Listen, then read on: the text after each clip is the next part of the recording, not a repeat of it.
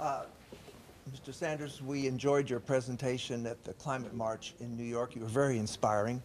Have you seen any changes since last September as far as the movement happening? We just heard last week that Antarctica recorded its warmest temperature in recorded history. Your comments, please? Any progress on this issue? Minimal. You know, it goes without saying that as perhaps the most progressive member of the U.S. Senate, I have strong disagreements with Republicans on many issues.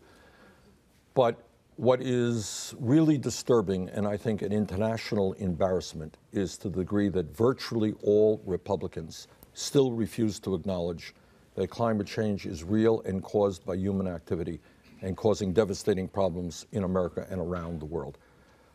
Now, here's the good news. I think because young people are getting more and more involved in the march in New York City, there were 400,000 people, there are many young people. You're seeing more and more Republicans saying, you know what, yes, I know the Koch brothers tell us not to talk about it, but climate change is real. And I brought forth an amendment on the floor of the Senate. I think we had 5 Republicans to say climate change is real, caused by human activity. On the other hand, are we having the kind of success I would like to see in moving to sustainable energy, to moving aggressively to energy efficiency, moving toward rail, moving toward weatherization? We have made some progress under President Obama. Solar is growing in leaps and bounds. You have states like your state doing a good job on Texas, on wind. Iowa's doing a good job. But we have a long, long way to go. So we are making some progress. But what the scientists tell us, there is just a window of opportunity. The Republicans will say when Ted Cruz announced for president last week, he said that the people who are pushing this idea that somehow the science proves climate change, it is the scientists who are not telling us that those people are the science is not real. It's junk science. Well, this is, I mean, take a deep breath and think about what Ted is saying. If the scientists don't know science, and Ted Cruz knows science, you're on and I mean this seriously, you're on a very, very shaky ground, because just think about it, you make public policy based on a certain set of factual assumptions. And, you know, if you go to a doctor and you want to believe that the doctor has some scientific background in order to diagnose your problems, well, you know, in all due respect, there are people who have spent their lives studying climate, and the vast majority of them tell us that climate change is real. To the best of my knowledge, Ted Cruz is not a climatologist.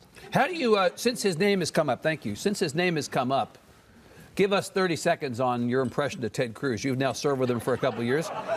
I'm going to go out on a limb and say you all don't have much to do with one another. That's true. I mean, look, Ted Cruz and others, you know, in the Congress, I think he's honest. I think he believes what he believes. I think what he believes is way out of touch from where the American people are. All right, ma'am.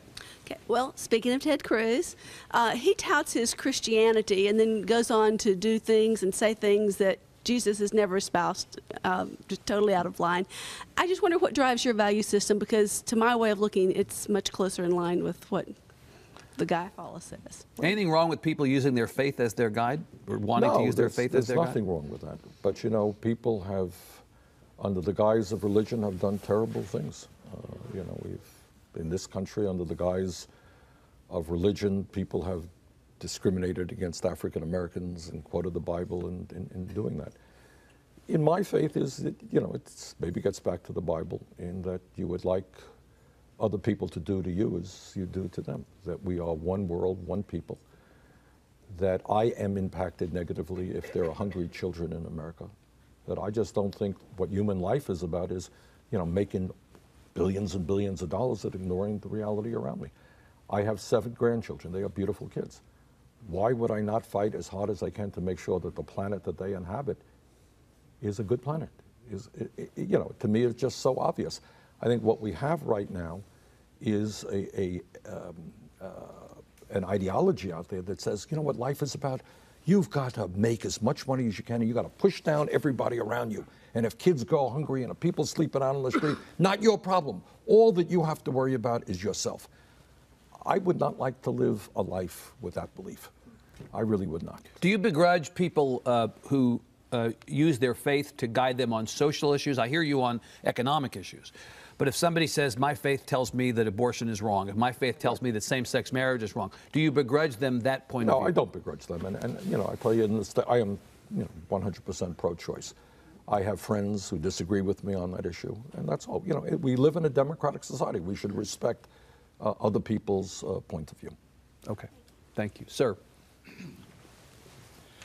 Thank you very much, Senator. It appears, in fact, it's quite clear that the strategy of the right wing is to come up with a huge number of particular issues, God, guns, gays, immigration, what have you, and to rally people around that.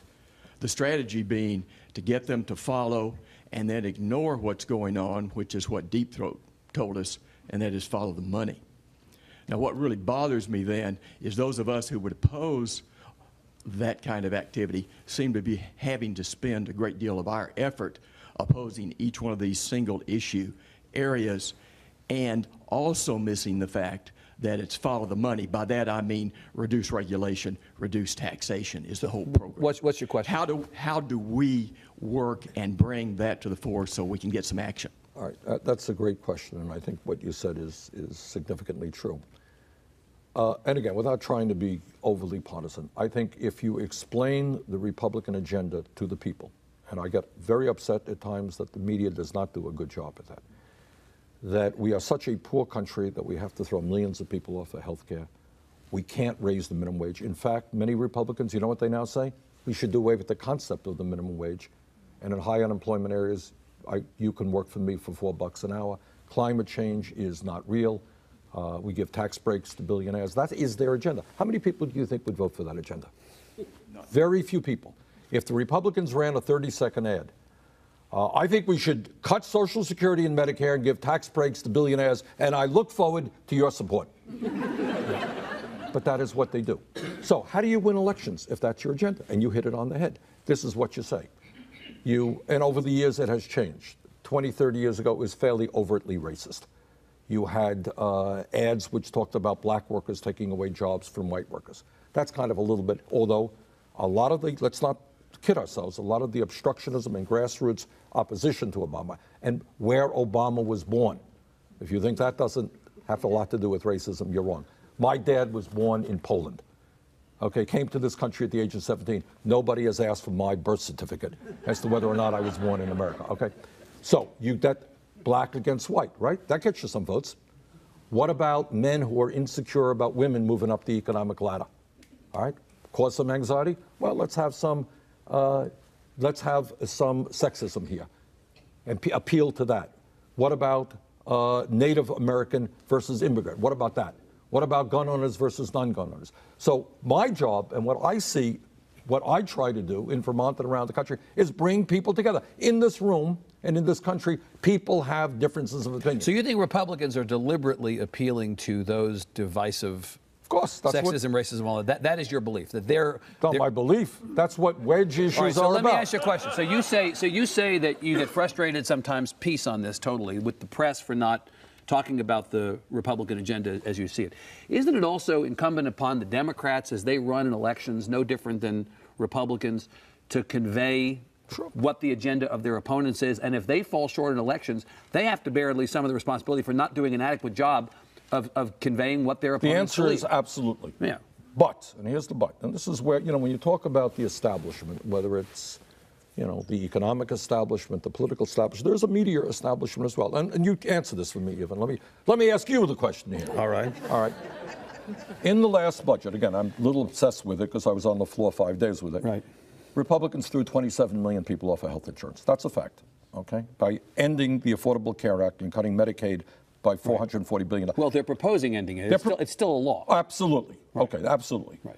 Do you think it's worth a headline in America that says Republican Party's budget throws 27 million people off of health care? I think that most people in the media would tell you that they might not use exactly those words, but the fact of their proposal to end the Affordable Care Act and therefore end the health insurance of X number of people, that to me seems like a legitimate thing to be reported. How many people have seen that, do you think? Anybody seen that? Give you another example. And again, I don't want to beat up on the media. I'm diverting a little bit from your good questions. We can argue about whether we like the Trans-Pacific Partnership. Well, we can argue about that. I don't like it. I've been against